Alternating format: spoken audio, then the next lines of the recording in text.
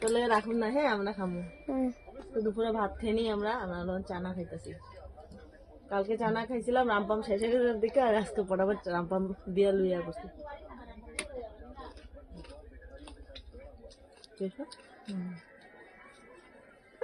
খুব টেস্টি বাড়া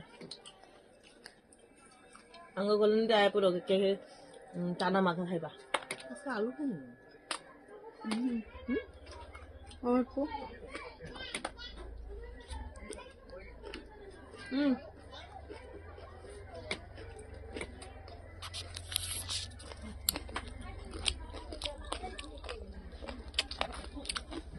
বলো শাক শাক খাও খাও মুখতে বসো ঝাল